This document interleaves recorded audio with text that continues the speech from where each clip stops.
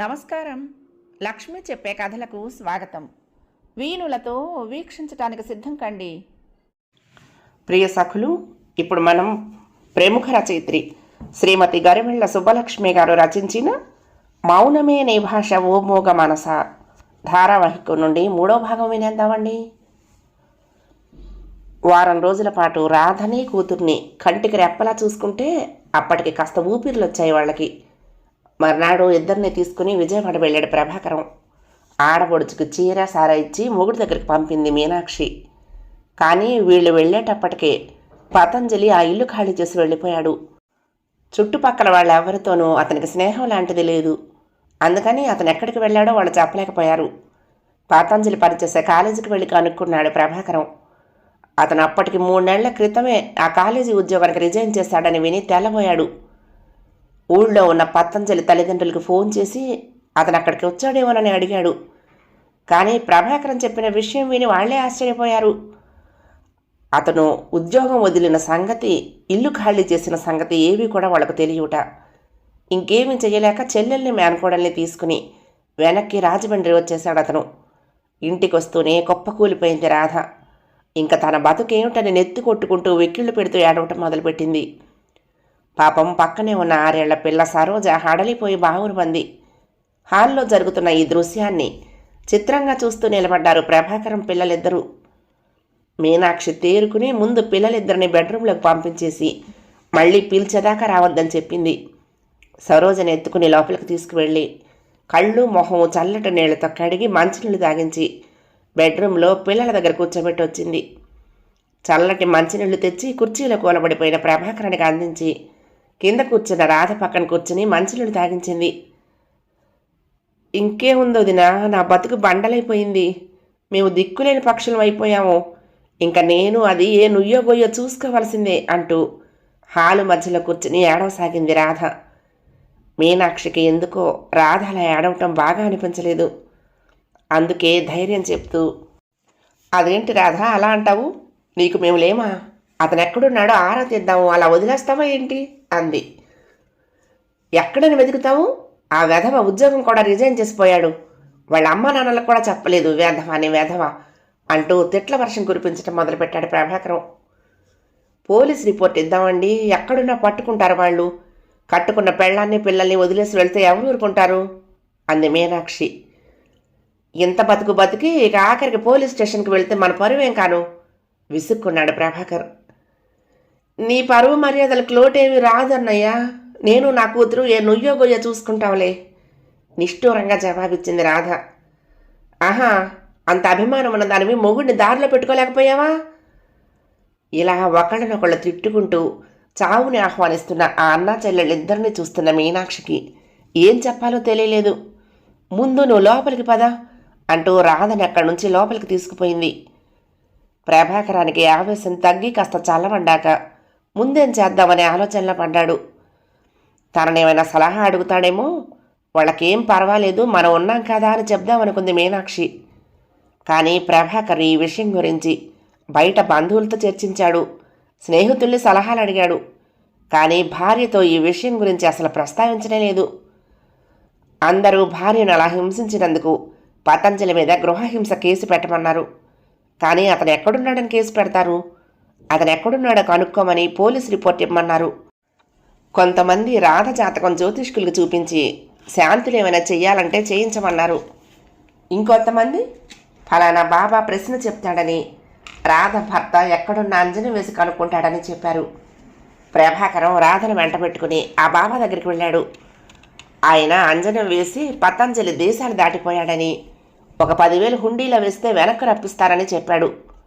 ప్రభాకరం ఇంటికొచ్చి ఆ 10,000 ఎలా సమకూర్చాలా అని ఆలోచిస్తూ ఉంటే మీనాక్షి తనంతట తానే కల్పించుకుని అంది, అతను విదేశాలు ఎలా వెళ్ళగలడండి? ఏదైనా ఉద్యోగానికి వెళ్ళాలంటే పెద్ద పెద్ద డిగ్రీలు ఉండాలి. అతను ఎంఏ మాత్రమే చేశాడు. ఇంకా వెళ్తే ఏ అరబ్ కంట్రీలకో లేబర్గా వెళ్ళాలి. అది మట్టుకు అంత తేలికైందేమీ కాదు కదా. ఇప్పుడు మనం ఆ 10,000 హుండీలో వేస్తే మటుకు అక్కడి నుంచి అతను వచ్చేస్తాడన్న నమ్మకం ఏమిటి అంది. అసలే రాధ కాపురం అస్తవ్యస్తమైందన్న బాధతో ఎవరేం చెప్తే అది చేస్తున్న ప్రభాకరం మీనాక్షి మాటలకు అంతెత్తులు లేచాడు. నమ్మాలి, అంతే, తప్పదు. నా తంటాలేవో నేను పడతాను, ఆడదానివి, నీకెందుకు ఈ గొడవలు అన్నాడు. మనసు చివుక్కుమంది మీనాక్షికి. మొహం చెన్నపుచ్చుకుని అక్కడి నుండి లేచొచ్చేసింది. భార్యను అంత మాట అన్నాక కానీ తనెంత తప్పు మాట అన్నాడో తెలియలేదు ప్రభాకర్కి. ఛీ అంటూ తనను తాను తిట్టుకుని మీనాక్షిని పిలిచి సారీ చెప్దామనుకున్నాడు. మీనాక్షి దగ్గరకు వెళ్ళి మీను అంటూ అతను పిలిచిన పిలుపుకు వెనక్కు తిరిగిన మీనాక్షి అతన్ని చూసి ఆశ్చర్యపోయింది.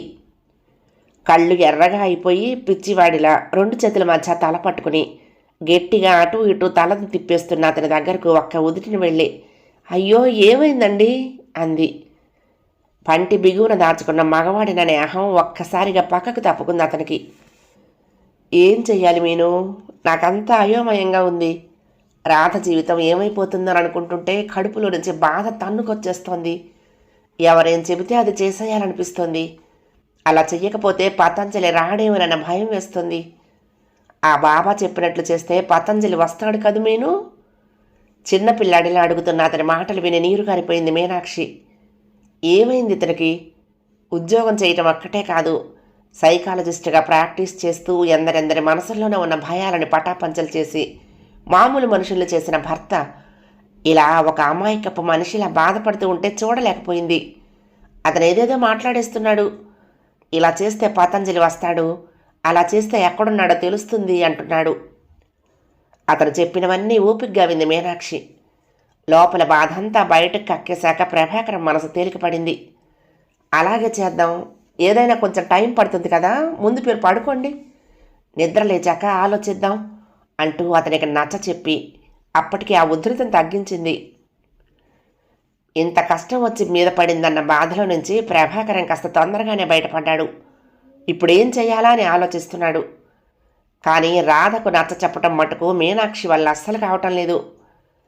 చిన్నప్పటి నుంచి పెళ్ళి, మొగుడు, పిల్లలే ఆడదానికి కావలసిన సంపదలు అన్న భావనతో పెరిగిందేమో.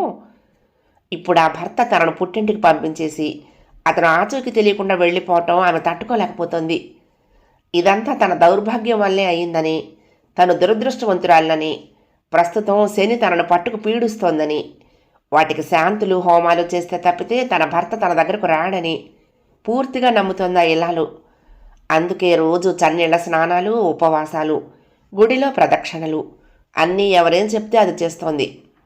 ఎవరో ఓ సాధువు రాధ క్రితం జన్మలో ఎవరో దంపతులను విడదీసిందని, అందుకే ఈ జన్మలో ఈవిడికి ఆపదొచ్చిందని చెప్పి ఓ 10 మంది దంపతులకు భోజనం పెట్టి దక్షిణతో సహా తాంబూలాలు ఇస్తే ఆ దోషం పోయి ఆమె భర్త తిరిగి వస్తాడని చెప్పాడు.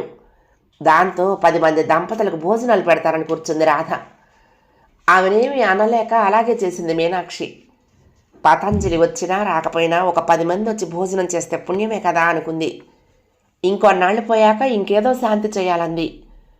వారానికి 4 రోజులు ఉపవాసాలు చేస్తోంది. పగలస్తమానం ఆ దేవుడి గదిలో కూర్చుని ఏవేవో స్తోత్రాలు పారాయణం చేస్తూనే ఉంది. ఏ సాధువు ఏం చెప్తే అది చేస్తోంది. ఏ బాబా కనపడితే వాళ్ళకు మొక్కుతోంది. ఇవన్నీ చేస్తున్నా పతంజలి ఇంకా రాకపోతుంటే తన పూజల్లో ఏమైనా లోపం ఉందేమోననుకుంటూ ఇంకా నిష్టగా చేయటం మొదలుపెట్టింది. ఇవన్నీ చూస్తూ ఉంటే రాధ ఏమైపోతుందోనని భయం వేసింది మీనాక్షికి. అప్పటికే రాధ వచ్చి 2 నెలలయింది. ఆ పతంజలి ఎక్కడున్నాడో పుటం వేసినా దొరకలేదు. ఈ 2 నెలల నుంచి ప్రభాకరానికి కూడా ఏ పని సవ్యంగా జరగటం లేదు. ఇంట్లో పరిస్థితి ఇలా ఉంటే అటు క్లినిక్లో వచ్చిన సమస్యలు అతనికి ఒక పట్టాన అర్థం కావటం లేదు. ఎప్పట్లాగే మీమ్స్ని అడుగుతూ ఉంటే 2 రోజుల నుంచి అతని నుండి ఏ జవాబు రావటం లేదు. ఆ కేసుల్ని ఏం చేయాలో తెలియటం లేదు. రేపు రండి, ఎల్లుండి రండి అంటూ వచ్చిన వాళ్ళకి వాయిదాల మీద వాయిదాలు వేసి తిప్పుతున్నాడు ప్రభాకర్. అన్నిటికన్నా ముఖ్యంగా అతను మీమ్స్ను అడిగే సమస్య తన చెల్లెలు రాధ సమస్య. అసలు పతంజలి సమస్య ఏమై ఉంటుంది, దాన్ని ఎలా పరిష్కరించి తన చెల్లెల జీవితాన్ని నిలబెట్టాలి అని రోజు మీమ్స్ను అడుగుతూనే ఉన్నాడు ప్రభాకరం. ఎప్పుడు సమస్య ఇలా అడిగితే అలా టక్కున జవాబిచ్చే మీమ్స్ ఏమైపోయాడో. ఇలా ఆలోచిస్తున్న ప్రభాకరం ఒకవేళ అతను తనకు జవాబంటే ఇవ్వకపోతే తన పరిస్థితి ఏమిటి అనుకున్నాడు. ఆ మీన్స్ అయితే తను అడిగిన వాటికి వెంటనే పుస్తకాలన్నీ తిరగేసి అప్పటిదాకా పరిష్కరించిన కేసులన్నీ రిఫర్ చేసి ఏం చేస్తే బాగుంటుందో టక్కుని చెప్పేసేవాడు. తను అలా అన్నీ చదవగలడా? తను చేసింది ఎంఏ ప్రైవేటుగా, అందులోనూ తెలుగు మీడియంలో. తెలుగులో అప్పటికే ఉన్న పుస్తకాలు చదివి పాస్ అయిపోయాడు తప్పితే నిజంగా సబ్జెక్టు మీద అతనికి అంత పట్టు లేదు. ఆ సంగతి అతనికి తెలుసు. పోనీ ఇంగ్లీషులో పెద్ద పెద్ద ప్రొఫెసర్లు రాసిన పుస్తకాలు చదువుదామంటే సైకాలజీ సబ్జెక్టులో ఉన్న ఆ టెక్నికల్ లాంగ్వేజ్ తనకు అర్థమవుతుందా? ఏమిటో ఎటు చూసినా అయోమయంగానే ఉంది అతనికి. ఎన్నాళ్ళు ప్రతి సమస్యని ఆస్క్ మీన్స్ ముందు పెట్టేసి అతడు చెప్పిన ప్రకారం క్లయింట్ల సమస్యలు తీర్చేవాడు ప్రభాకరం. కానీ ఇప్పుడు ఆ మీన్స్కి ఏమైందో అసలు తను అడిగిన ప్రశ్నలే ఇప్పటి వరకు చూడలేదు. ఆ పతంజలిని ఎలా ట్రీట్ చేస్తే చెల్లెలు కాపురం బాగుపడుతుందో అతనికి అర్థం కావటం లేదు. ఆ రోజు ఆదివారం. స్థిమితంగా భోంచేసి ఒక కొనుకు తీసి అప్పుడే లేచొచ్చి హాల్లో కూర్చున్నాడు ప్రభాకరం. ఇదే సరైన సమయం అనుకుంటూ కాఫీ చేసి ప్రభాకరానికి ఇచ్చి పక్కనే కూర్చుంది మీనాక్షి. ఏమిటి విషయం అడిగాడు ప్రభాకరం. అదేనండి, రాధ విషయం ఏం చేద్దామని. సూటిగా విషయానికి వచ్చేసింది. ఏమిటి చేసేది? అతను వచ్చేదాకా ఎదురు చూడటమే, అంతకన్నా మనం ఇంకేం చేయగలం? అది రోజు బోలెడు పూజలు ఉపవాసాలు చేస్తోంది. ఏదో ప్రస్తుతం టైం బాగోలేదంతే. ఈ చెడు రోజులు వెళ్ళిపోగానే అతను వచ్చేస్తాడు. ఎంతో నమ్మకంగా చెప్తున్న అతని మాటలు విని తెల్లబోయింది మీనాక్షి. పతంజలి ఏమీ తెలివి తక్కువవాడు కాదు. ఎంతో ప్రణాళికతో 3 నెలల ముందుగానే కాలేజీలో రాజీనామా ఇచ్చేశాడు. ఎక్కడో అక్కడ అమ్మా నాన్నలకి పెళ్ళాం పిల్లలకి దొరకకుండా ఉండే చోట ఇప్పటికే ఉద్యోగం సంపాదించుకునే ఉంటాడు. తెలిసి తన ఆచూకి తెలియకుండా ఉండటానికి అంత పకడ్బందీగా ప్లాన్ చేసుకుని పారిపోయిన అతను మళ్ళీ తిరిగి వస్తాడని వీళ్ళు అనుకుంటూ ఉంటే వీళ్ళని అమాయకులు అనుకోవాలో మూర్ఖులు అనుకోవాలో తెలియలేదు మీనాక్షికి. అయినా అది ఇప్పుడు చర్చలోకి తేవాల్సిన విషయం కాదు. ఇప్పుడు ముందు రాధ విషయం చూడాలి అనుకుంటూ, అది కాదండి, రాధది ఇంకా చిన్న వయసే, ముందు జీవితం అంతా ఎలాగంటారు అంది. ఎలాగేంటి? ఇలాగే. ఏం మనం ఆ మాత్రం తిండి పెట్టలేమా అన్నాడు. ఆహా, అది కాదు నొచ్చుకుంది మీనాక్షి. ఈ రోజుల్లో అలా వెయిట్ చేస్తూ ఎవరు ఉండటం లేదు. అర్ధోక్తిగా ఆగిపోయింది. అంటే అతను అర్థం కాక అడిగాడు. అంటే రాధ కాస్త దృష్టి మార్చుకుని ఏదైనా చదువులో పడితే మంచిదని నా ఉద్దేశం. ఆ మాట వినగానే ఇంతెత్తులు లేచాడు ప్రభాకరం. ఏం, నా చెల్లెలు నీకు అంత బరువైపోయిందా? సంపాదించుకుంటేనే కానీ దానికి తిండి గడవదా? ఈ అన్నయ్య చెల్లెలకు ఆ మాత్రం తిండి పెట్టలేడు అనుకున్నావా? గట్టిగా అరిచాడు. పెద్దగా వినిపిస్తున్న మాటలకు గదిలో నుండి బయటకు వచ్చిన రాధ విషయం తెలుసుకుని మళ్ళీ హాల్లో కూలబడి ఏడుపు మొదలుపెట్టింది. నా మొహాన ఏమి రాసావురా భగవంతుడా? మా అమ్మా నాన్నలతో పాటు నన్ను కూడా తీసుకుపోలేకపోయావా? ఇప్పుడు నన్నేం చేయమంటావు వదినా? ఎక్కడికైనా పోయి చేద్దామన్నా నాకు ఈ పిల్ల ఒకటి బంధమై కూర్చుండిపోయింది కదా. ఒరే అన్నయ్య, పోనీ నువ్వు నా కూతుర్ని చూసుకుంటానని మాట ఇవ్వరా, ఇప్పుడే చచ్చిపోతాను అంటున్న రాధ మాటలకి హడలిపోయింది మీనాక్షి. నా ఉద్దేశం అది కాదమ్మా రాధ.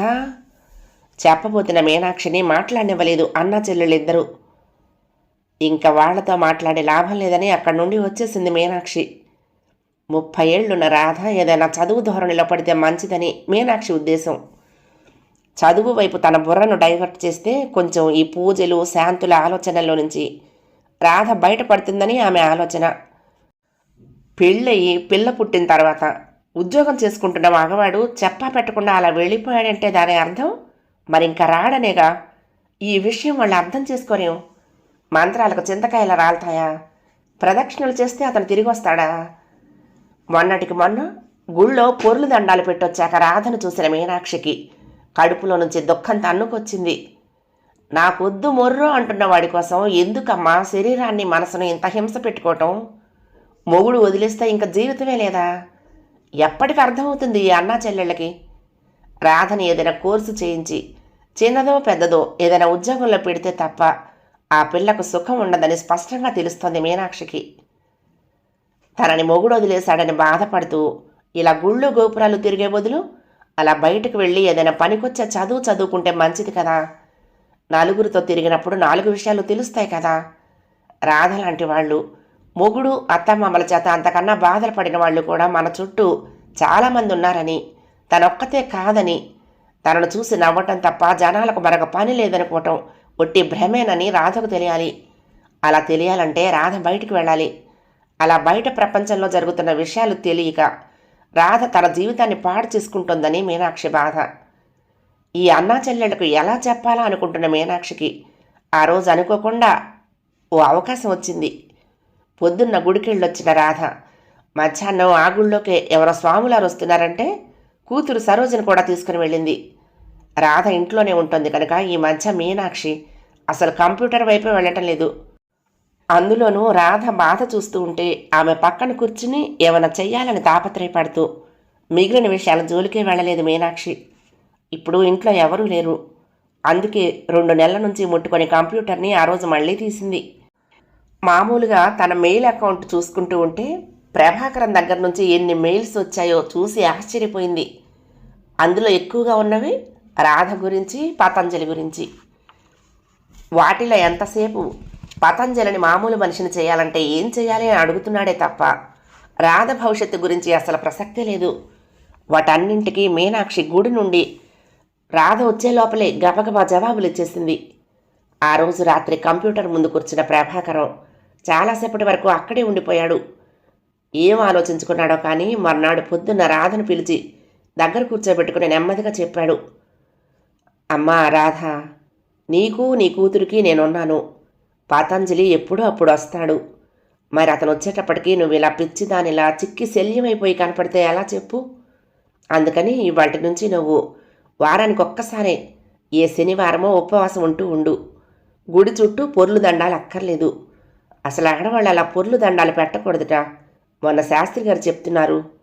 రోజు పొద్దున్నే 1 గంట సేపు ఇంట్లో భక్తితో పూజ చేసుకో. సరోజను కూడా స్కూల్లో వేస్తాను.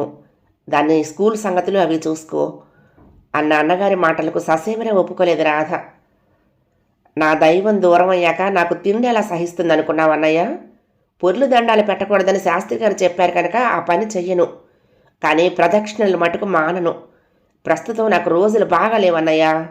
నాకు మంచి రోజులు రాగానే ఆయన వచ్చేస్తారు అన్న చెల్లి మాటలకు చిన్నగా నవ్వాడు. సరే, నీకు ఎలా కావాలనిపిస్తే అలాగే చెయ్యి అన్నాడు. అతనికి తెలుసు ఇలా ఒకసారి చెప్పగానే చెల్లెలు తన మాట వినదని. మీన్స్ సలహాతో ఇటువంటి మనుషులకి ఎంతమందికో చికిత్స చేసిన అతను చెల్లెల విషయంలో కూడా రోజు కొంచెం నెమ్మదిగా విషయాన్ని ఆమె బుర్రలోకి ఎక్కించాలనుకున్నాడు. అందుకే అక్కడితో ఆ విషయాన్ని వదిలేసి వేరే సంగతులు మాట్లాడటం మొదలుపెట్టాడు. ఆఫీస్కి వెళ్తూ మర్చిపోకుండా మీనాక్షితో చెప్పాడు.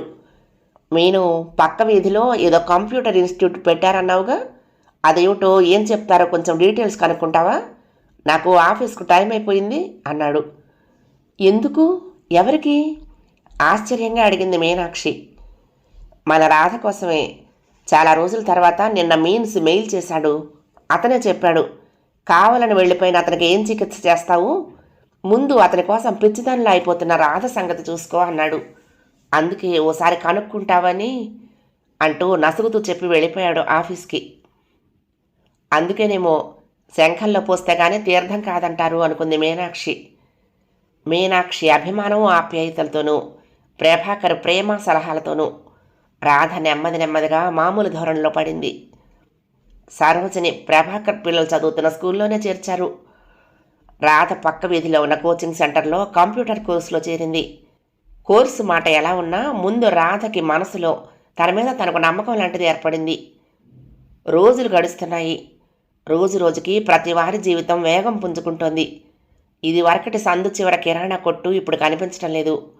ఏ లొకాలిటీకి ఆ లొకాలిటీలోనే ఓ సూపర్ మార్కెట్టు, ఇంకాస్త దూరంలో పెద్ద మాల్సు ప్రత్యక్షమయ్యాయి. పక్కవాడినే కాదు, ఇంట్లో వారిని కూడా పలకరించే సమయం దొరకటం లేదు ఎవరికి. ఇది వరకటి విలాసవంతమైన వస్తువులు ఇప్పుడు కనీస అవసరాలయ్యాయి. అవి కావాలంటే భార్యాభర్తలిద్దరూ ఉద్యోగం చేస్తే కానీ గడవని పరిస్థితులు వచ్చాయి. పిల్లల పెంపకం కూడా ఒక సవాలుగా మారింది. ఇంటర్నెట్టు, మొబైల్ ఫోను వాళ్ళ చేతుల్లో ఆట వస్తువులయ్యాయి. అవసరానికి మించిన సమాచారం వాళ్ళ గుప్పిట్లో ఉంటుంది. తల్లిదండ్రులు, టీచర్లు, పెద్దలు అందరూ కూడా పిల్లల ప్రవర్తన సవ్యంగా ఉండాలంటే ఏం చేయాలా అనే ఆలోచనలో పడ్డారు. మీన్స్ సలహాతో సరిగ్గా ఆ అవకాశాన్ని అందిపుచ్చుకున్నాడు ప్రభాకరం. స్కూళ్లకు వెళ్ళి టీచర్సు, పేరెంట్స్తో మీటింగులు పెట్టి పిల్లల ప్రవర్తనను గమనించాలన్న ఆలోచన కలిగింది అతనికి. అతను ఇంకా అలా అనుకుంటూనే ఉన్నాడు. ఒకరోజు ఆఫీసులో ఉండగా అతనికి ఇంటి నుండి ఫోన్ వచ్చింది. ఎప్పుడు ఆఫీస్కి ఫోన్ చేయని మీను ఎందుకు చేసిందా అనుకున్నాడు ప్రభాకరం. ఎత్తగానే ఏడుపు గొంతుతో, మన వీణ మీద స్కూల్లో ఎవరో అబ్బాయి యాసిడ్ పోయిపోయాటండి, నేను స్కూల్కి వెళ్తున్నాను, మీరు రండి అంటూ పెట్టేసింది. అతను హడలిపోయాడు. వీణ చదువుతున్నది 8వ క్లాసు. అంత చిన్న పిల్ల మీద యాసిడ్ ఎవరైనా ఎందుకు వేద్దామనుకుంటారు? తమకు తెలియకుండా వీణ ఎవరితోనైనా గొడవల్లో పడిందా? అయినా ఇంట్లో ఉండి ఈ మీను ఏం చేస్తోందిట? స్కూల్కి వెళ్తున్న ఆడపిల్ల అక్కడ చదువుతుందో లేక గొడవలే పడుతుందో? ఆ మాత్రం చూసుకోకుండా ఇంట్లో ఈవిడగారు చేస్తున్న ఘనకార్యాలు ఏమిటా? స్కూల్కి వెళ్లే వరకు కూతురి మీదున్న ప్రేమ ప్రభాకరం మనసులో రకరకాల ఆలోచనలను రేకెత్తించింది. స్కూల్కి వెళ్తూనే ప్రిన్సిపాల్ రూమ్ వైపు వెళ్ళాడు. అక్కడ వెక్కి ఏడుస్తున్న వీణ చుట్టూ చేతులు వేసి ఓదారుస్తూ మీను, పక్కనే చందు కనిపించారు. వాళ్ళ చుట్టూ ప్రిన్సిపాల్, కొంతమంది టీచర్లు, ఓ మూలగా చేతులు కట్టేసిన ఓ అబ్బాయి కనిపించారు. అమ్మా అంటూ కూతురు దగ్గరకు వెళ్ళిన అతన్ని పట్టుకుని వీణ మళ్లీ భోరుమంది. కూతురి భుజం మీద చెయ్యి వేసి ఓదారుస్తూ, పర్వాలేదమ్మా, నేను వచ్చేసాగా, నేనంతా కనుక్కుంటాను అంటూ ప్రిన్సిపాల్ వైపు తిరిగాడు, విషయం ఏమిటో చెప్పమన్నట్లు. We are very sorry Mr Prabhakar, మీ అమ్మాయి చాలా అదృష్టవంతురాలు. సమయానికి వైదేహి టీచర్ అటు వెళ్తూ ఉండటంతో చాలా పెద్ద ప్రమాదమే తప్పింది అంటూ చేతులు కట్టేసిన అబ్బాయి వైపు చూపించింది ప్రిన్సిపాల్. ఆ అబ్బాయిని పరీక్షగా చూశాడు ప్రభాకరం. 15 ఏళ్ల కన్నా ఉండవు, సన్నగా చామన చాయితో, కళ్లల్లో ఒక విధమైన నిర్లక్ష్యంతో కనిపిస్తున్నాడు. ఇతని పేరు వాసు, 10th క్లాస్లో ఉన్నాడు. మీ అమ్మాయి వీణను ప్రేమిస్తున్నాడట. మీ అమ్మాయి ఏమీ చెప్పలేదుట. తనను ప్రేమించకపోతే మొహం మీద యాసిడ్ పోసేస్తానని వాష్రూమ్ వైపు వెళ్ళినా తన వెనకాల పడ్డాడట. వీణ భయపడి కారిడార్లో పరిగెడుతూ ఉంటే అటువైపు వస్తున్న వైదేహి టీచర్ చూసి వీణ్ణి గట్టిగా పట్టుకుని బాటిల్ లాక్కుని విసిరేసి వాచ్మెన్ని గట్టిగా కేకరేసి పిలిచింది. అతను వచ్చి వాసని గట్టిగా పట్టుకుని ఇక్కడికి తీసుకొచ్చాడు. సంగతి మీకు తెలియాలని ఫోన్ చేశాం. ఎంత ప్రమాదం తప్పింది? వింటున్న మీనాక్షికి, ప్రభాకరానికి కూడా చాలా ఆశ్చర్యం అనిపించింది. ఇంకా 10th క్లాస్ చదువుతున్న 15 ఏళ్ల కుర్రాడికి ప్రేమ, ఆ ప్రేమించిన అమ్మాయి పట్టించుకోకపోతే ఆమె మీద యాసిడ్ పోయాలనుకోవటమా? అసలు ఈ యాసిడ్ పోయాలనే హింసాత్మకమైన ఆలోచన ఇంత చిన్నపిల్లాడికి ఎలా వచ్చింది? అసలు ఇతనికి యాసిడ్ ఎక్కడ దొరికింది? అలా కారిడార్లో అమ్మాయి వెనకాల పరిగెడుతూ ఉంటే ఎవరైనా చూసి పట్టుకుంటారన్న ఆలోచన కూడా అతనికి రాలేదా? నెమ్మదిగా లేచి ఆ కుర్రాడి ముందుకెళ్ళి నిలబడి అతని కళ్ళల్లోకి సూటిగా చూశాడు ప్రభాకరం. నువ్వంటే నాకేం భయం లేదన్నట్లు నిర్లక్ష్యంగా చూస్తూ తాళగరేశాడు ఆ కుర్రాడు. మీ నాన్నగారి పేరేంటి అడిగాడు ప్రభాకరం. ఆ కుర్రాడేమీ మాట్లాడలేదు. నిన్నే అడిగేది, మీ నాన్నగారి పేరేంటి? కాస్త స్వరం పెంచాడు. వైకుంఠం. ఏం చేస్తుంటాడు? బిజినెస్. ఏం బిజినెస్? ఓపిగ్గా అడిగాడు. Exports and imports. మీ అమ్మగారు ఏం చేస్తారు? ఏం చేయదు, ఇంట్లోనే ఉంటుంది. ఆ కుర్రాడిని ఏమడిగినా ఆ జవాబులు ఇంత నిర్లక్ష్యంగానూ ఉంటాయని ప్రభాకరానికి అర్థమైపోయింది.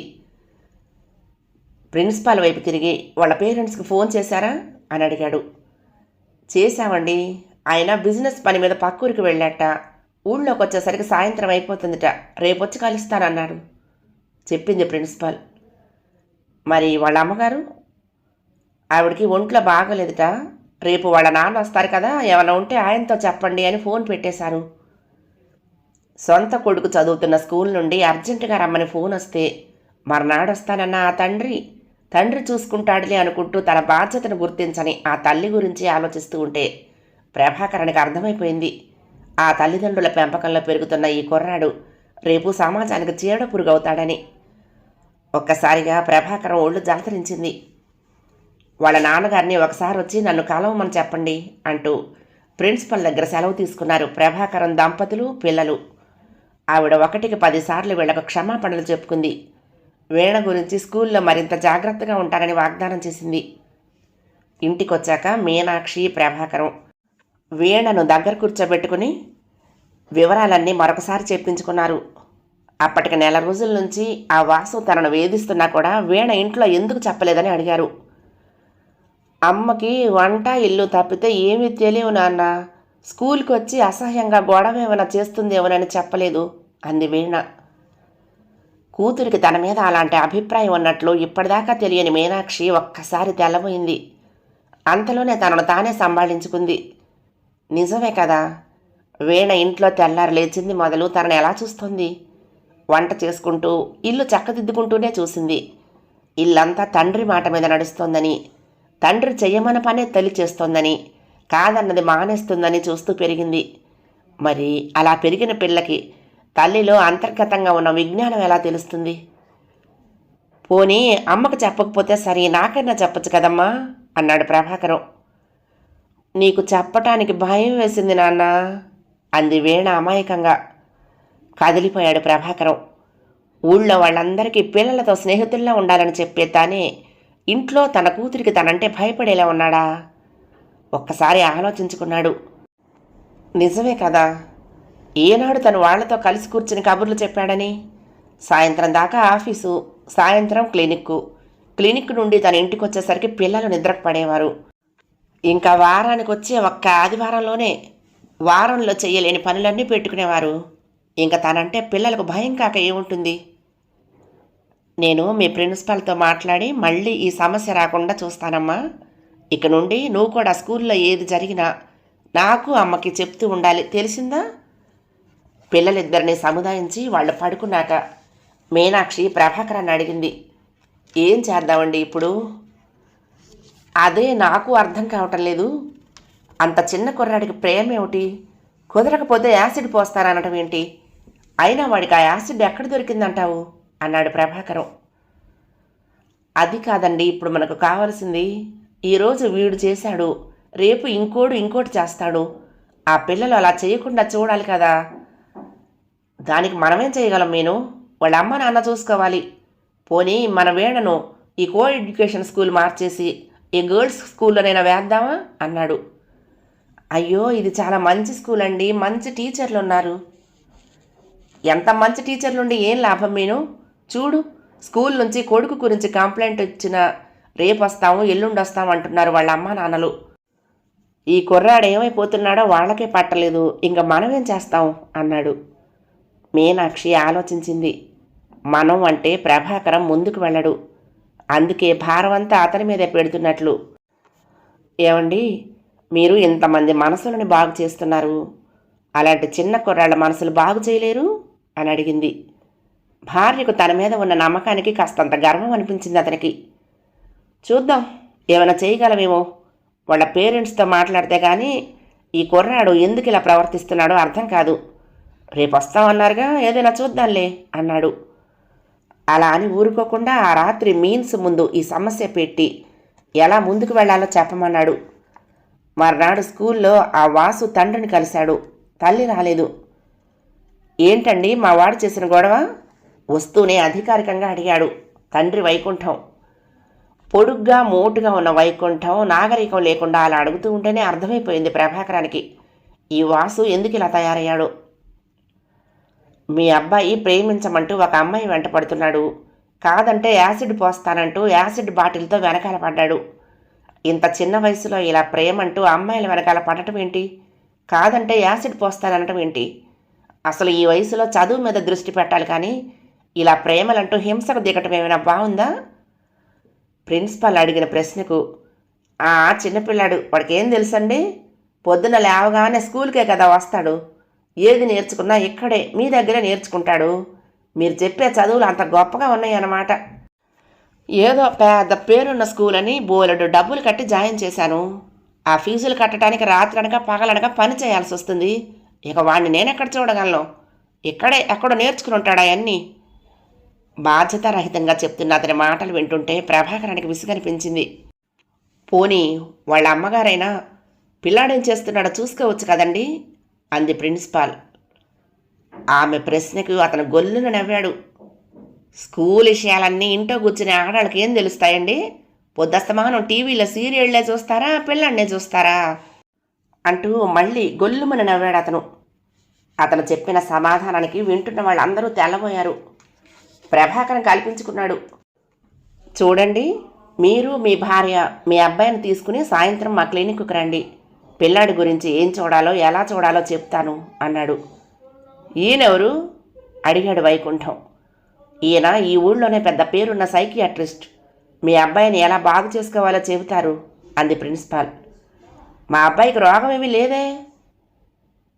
మీ అబ్బాయి శరీరానికి రోగం లేకపోవచ్చు, కానీ అతని మనసుకు చికిత్స చేయాలి. అందుకని ఆయన కలవండి.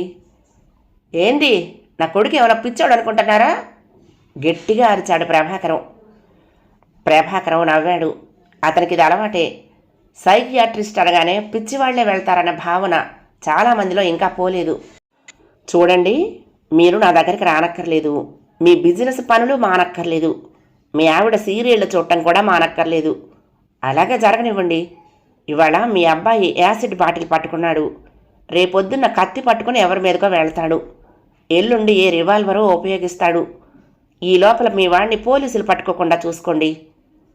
నెమ్మదిగా అంటున్న ప్రభాకరం మాటలు విని వైకుంఠం కంగారు పడ్డాడు. 3వ భాగం సమాప్తం. ప్రియ సఖులు, మీకు ఈ కథ నచ్చితే తప్పకుండా లైక్ చేయండి, షేర్ చేయండి, కామెంట్ చేయండి, సబ్స్క్రైబ్ చేసుకుని నన్ను ఎంకరేజ్ చేయండి. ఉంటానండి. ప్రేమతో లక్ష్మి, కృష్ణాతీరం దుర్గమ్మ సన్నిధానం. నమస్తే.